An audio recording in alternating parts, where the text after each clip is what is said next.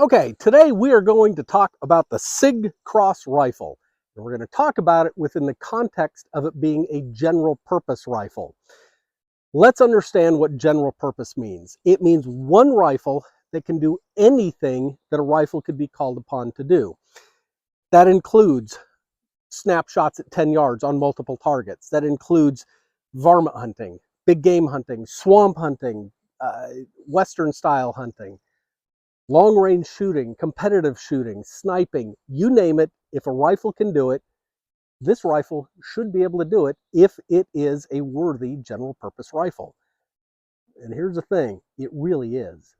Let's go over some of the features on this rifle and how they relate to the mission of being a general purpose rifle.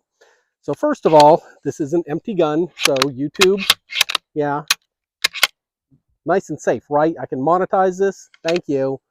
Okay, let's start off with the overall shape. Now, this is the profile of basically an AR-15, which means you can use AR-15 style slings. This is the MS-1 from Magpul, but any of the Vickers style slings are fantastic on this because it allows you to carry the gun, move around, use your hands for whatever you need to do. But then if you need to fight, you can get it into action very, very rapidly. And that is really important. So being able to use this style of sling is a big deal. Let's talk about the folding stock. So what's the point?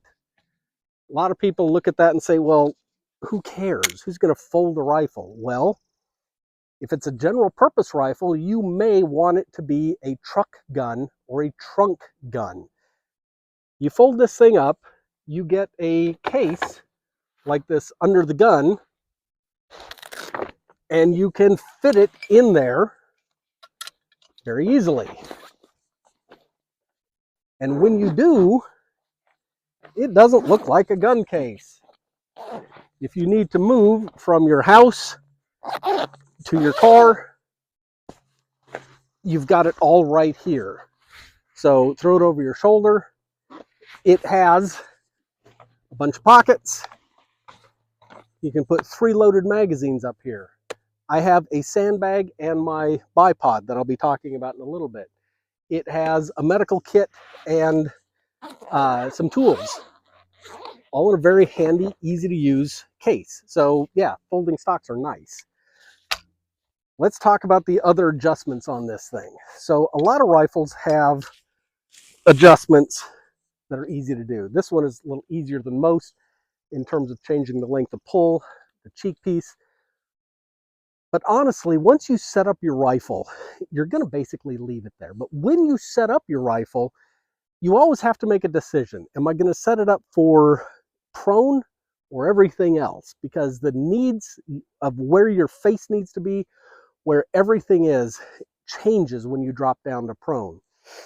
However, this has one extra feature on it that I've never seen on another rifle. Now, some have an adjustment here, but it's not quick. And that is the butt pad slides up. When you set this rifle up for regular shooting, and I like a nice short length of pull, but when I go down into prone, my face is in the complete wrong position, unless I slide this thing up. Slide it up like that, drops the gun down, and suddenly it's very comfortable in prone. So I can just move it with one little movement. Also, being a general purpose rifle, you might need to be shooting from some unusual positions. You might not be able to choose your rest. That rest might be a little too high. Well, drop it down. So even if you're having to crane your neck to see through the scope, the butt of the rifle is still going to be on your body where it should be. So really, really nice little feature on the rifle. Moving forward, you're going to notice that I added the Ergo 0-degree grip, and that's because the long-range community discovered that for better trigger control, you really needed to have your trigger finger at 90 degrees to the trigger. It makes a difference. That's one of the fundamentals is trigger control, and it helps pretty dramatically. It also has a palm swell, which encourages your thumb to stay to the outside, which allows you to run the bolt a lot easier because you're not wrapping your hand around each time. And you will notice I also put the Badger smooth bolt knob.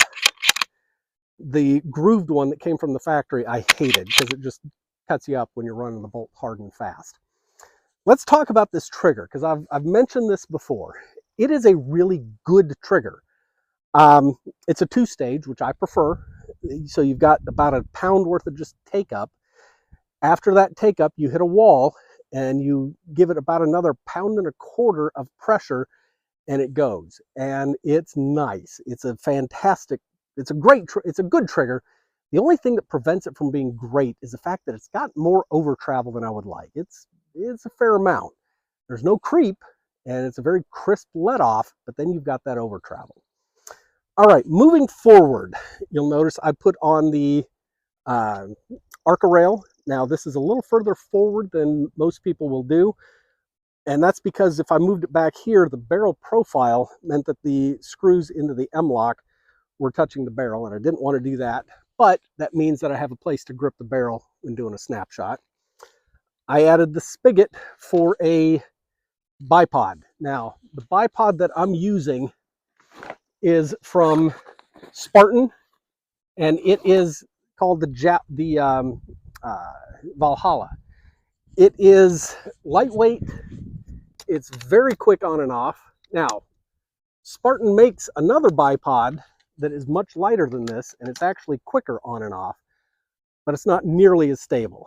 This thing is very, very stable. Now, one thing with it, I did get it with the long legs. You pay an upcharge for that. It's worth it. The factory legs are just too short. So I really do like it that. And then let's talk about suppressors. So a lot of people look at the suppressor and say they don't understand it. They don't get it. You know, if you're worried about recoil, you know, get a break. Well, tell me you've never shot a rifle with a suppressor without telling me you haven't shot a rifle with a suppressor. I mean, the difference is night and day. Yes, a brake will cut down on recoil, probably a little bit more than a suppressor, although this one does a really good job of knocking down recoil. But it's the blast. If you're going to be doing a lot of training or classes or competitions, the blast from that thing, it affects you. It's going to give you a headache. It makes it hard to shoot well. This suppressor is as light as I could get. And a lot of people don't like suppressors because they're long and they're heavy. Well, this one only weighs 8.3 ounces, and that includes the thread adapter. And it only adds about 5.5 inches overall to the length. This is the Silencerco Scythe TI. It's not a cheap one, but man, I am just absolutely blown away by it. If you leave your hearing protection off for a couple of shots, it's not that bad. I mean, it's a good crack. You'll hear it, but it doesn't leave that ringing in your ear. So I wouldn't do a whole range session without hearing protection, but a few shots is not going to hurt. You'll notice I also have a Picatinny rail because, of course, a general purpose rifle, you might need to shoot it at night. Last thing is the scope. Now, the scope on this is the Vortex Strike Eagle. It's a 3-18. It's a little heavier than I would like. It comes in at 28 ounces. Now, for a 3-18, that's actually fairly light. A lot of others are well over 30 ounces. I found, and the problem is, nobody makes a mid-range variable optic with all the features that I think that it needs. Now, I think that it needs a parallax adjustment, illuminated reticle, and a dialing turret. By the time you put those on, I can't find anything that's less than about 24, 25 ounces. And for the extra 3 ounces, you know, getting up to the 18 is great. You're going to see in a little bit, I've got a video at the end of this where I'm shooting snapshots at 10 yards on 3 power. It works just fine. I mean, it is not a handicap. So 3-18 works very, very well. If somebody comes out with a 2-12 with all those features and gets it under 20 ounces, yeah, I'll switch. But for now, going with this. Let's talk about weight real quick. So this rifle, as it sets right here, is just under 10 pounds. That's not a lightweight, but it's not horrible either. For a rifle that has these capabilities and these features built into it, it's not bad. It could probably benefit from a carbon fiber barrel that would knock about a pound off of it. But honestly, the way that this one is shooting, and I'm going to show you that in a second, I'm not touching this barrel. So under 10 pounds, again, the sling very, very much helps with that because of how it distributes the weight. Let's talk accuracy. So a few weeks ago, I was out and I did back-to-back 3-shot groups that were so small you couldn't even tell it was 3 holes. The group size was less than the diameter of the bullet. But it didn't start out that way. The first 250 rounds or so through this gun, I would get, a 3/4 inch group and then an 1.25 inches and then a 1 inch, and it averaged about a 1 inch group. And then suddenly it tightened up. I think the barrel just broke in and it just got better. However, that also happened, and this is probably coincidental, that's when I switched over to the 0-degree grip. So maybe part of it was the better trigger control. But now, by the way, I did those groups, and that was what you call a wallet group. That's the one you cut out, put in your wallet, but you could never duplicate. Well, the next time I went out 2 weeks after that, I did the same thing. And then today, not quite as good, but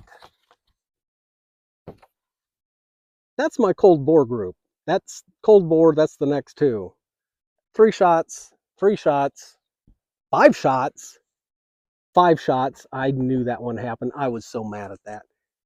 This one, that's 5 shots off of a tripod. Everything else is from prone. But this thing is shooting amazingly well. I could not be happier with the accuracy of this thing.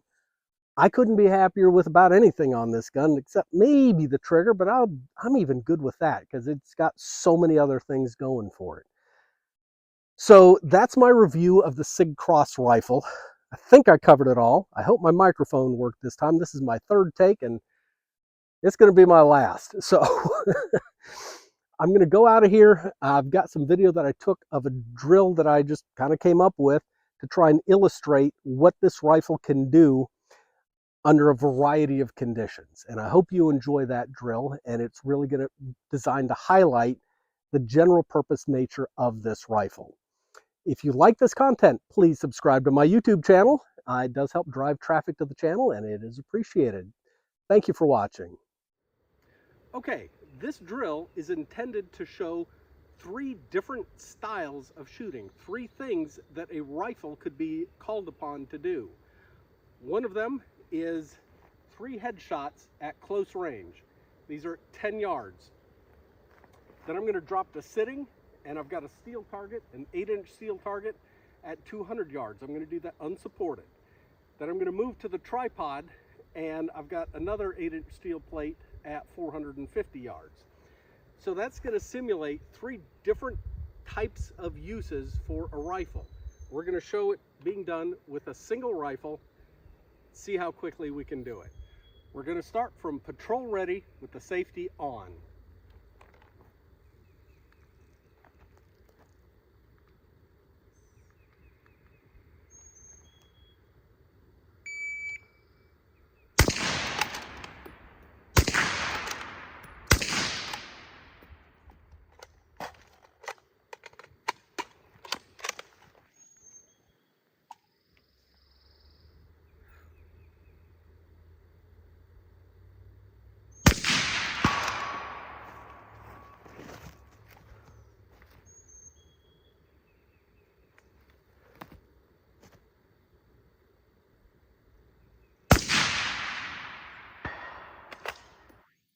That was satisfying.